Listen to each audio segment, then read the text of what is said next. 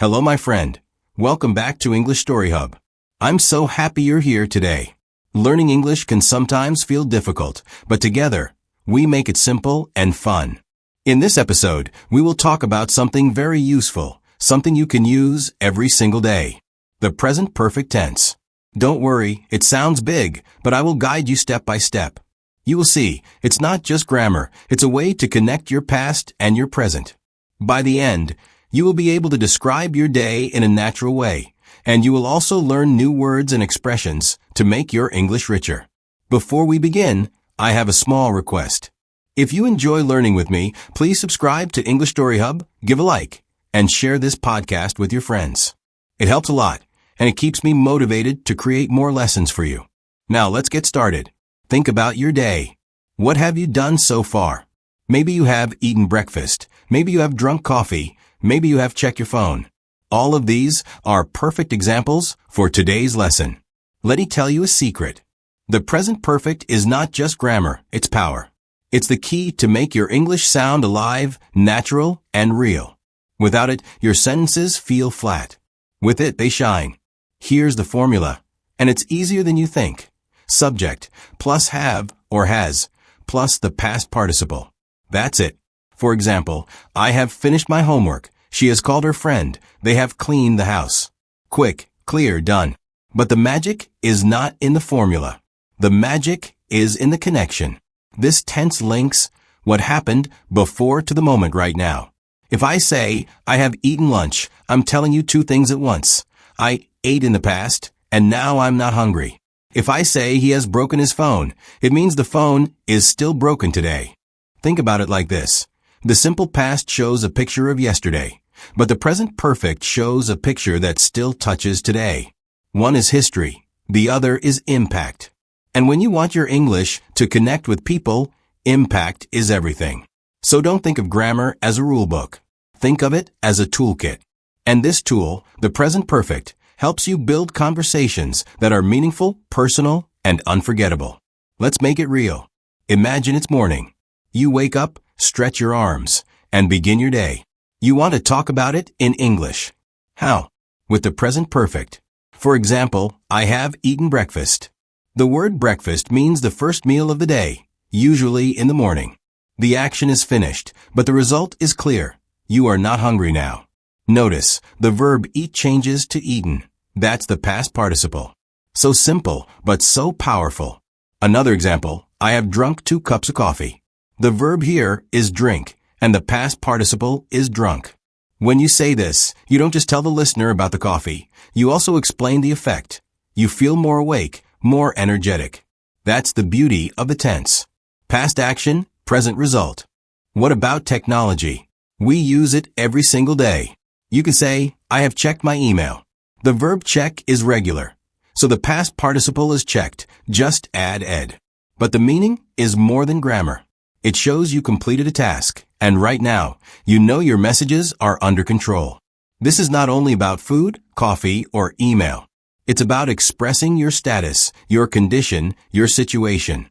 When you say, I have cleaned my room, the listener immediately understands. Your room is clean now. When you say, I have lost my keys, they know the problem is still true. You cannot open the door. Think for a second. What have you done today? Maybe you have studied English. Maybe you have called a friend. Maybe you have written a message on social media. Every small action can be described with this tense, and every sentence tells a story that connects yesterday with today. Here's where the present perfect becomes truly exciting. It's not only about verbs, it's about little words that give your sentences color and power. Words like yet, already, just, ever, never. These 5 are small, but they can completely change the feeling of what you say. Let's start with yet. This word is perfect for questions and negatives. It means you expect something to happen. Listen, have you eaten lunch yet? Maybe yes, maybe no, but I believe you will eat soon. Or, I haven't finished my work yet. The job is not done, but it's still on my list. Yet gives your English a sense of waiting, of expectation. Now already. This is energy, speed, surprise. If I say, I have already finished my homework, it means I did it earlier than you thought. If you ask me, have you checked your email? And I reply, yes, I've already checked it. You can hear the pride in my voice. It shows I'm prepared ahead of time. Then we have just. This word is all about the present moment. It means something happened a very short time ago. I have just received a message. She has just walked into the room. It makes your English feel immediate, alive, fresh. Try it now. Say out loud, I have just learned something new. Doesn't it feel powerful? Now, let's go bigger. Ever and never. These words open the door to life experiences. Ever is for questions. Have you ever traveled alone? Have you ever eaten sushi? It's not about today, it's about your whole life. Never is for answers. I have never been to Japan. I have never seen snow. These words invite stories. They invite sharing. And stories are the soul of communication. Think about it. When you use yet, already, just, ever, never, you are not only speaking English, you are painting your life in words. You are showing time, emotion, and experience. That's why these small words are so important. So here's my challenge for you right now. Take a piece of paper or open your notes app and write 3 sentences. One with yet, one with already, and one with just. Then write 1 question with ever, and 1 answer with never. Do it now. Don't wait. The faster you practice, the faster your English grows. Now it's your turn. Let's practice together. I will ask, you answer. Don't worry if you are alone, just say it out loud. Speaking to yourself is still real practice. First question. Have you eaten breakfast yet? Take a second, answer honestly. Maybe, yes, I have eaten breakfast. Or maybe, no, I haven't eaten yet. Both are correct. Both are English.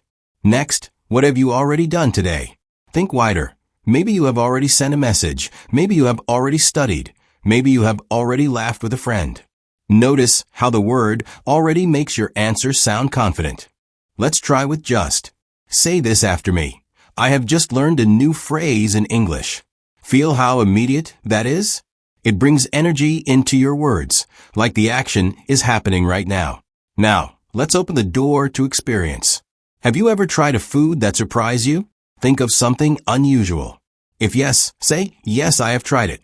If no, say, I have never tried it. With ever and never, you are not just talking. You are telling a story about your life.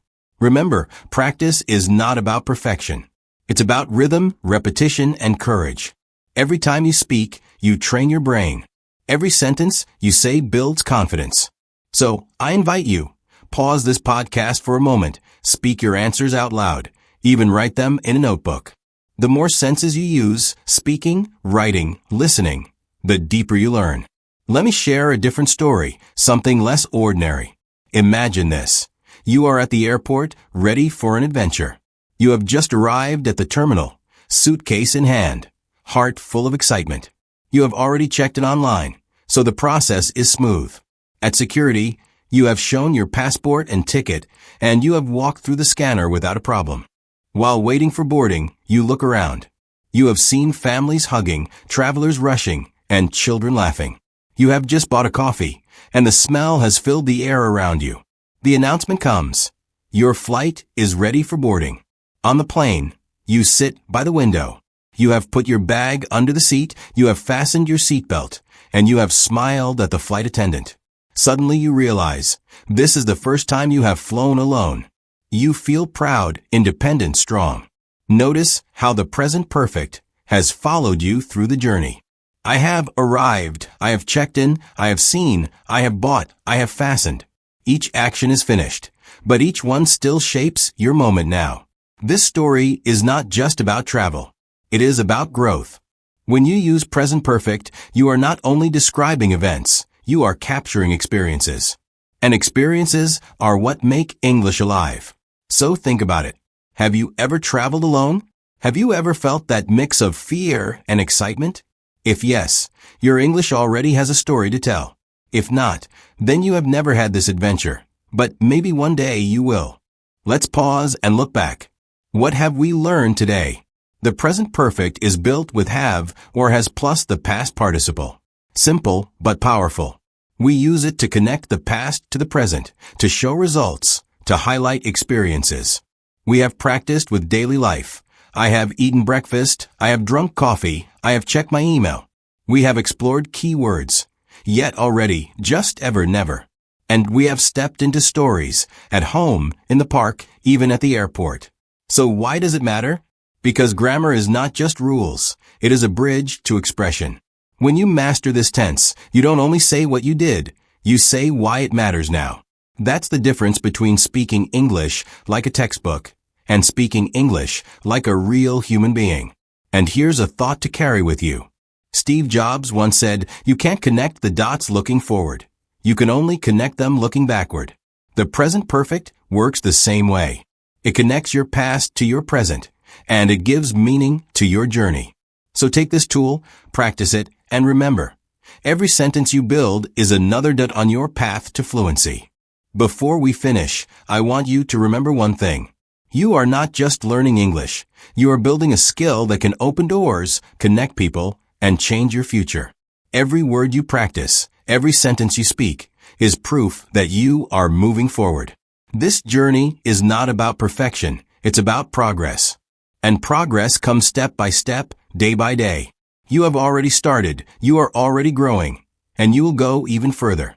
If this podcast has touched you, if it has given you even a small spark of confidence, please give a like, leave a comment, and subscribe to English Story Hub. Your voice is powerful.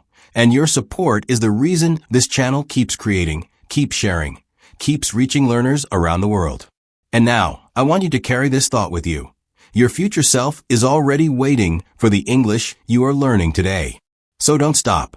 Keep practicing, keep believing, and let your voice shine. Thank you for being here. I'm proud of you. And I cannot wait to see you in the next episode.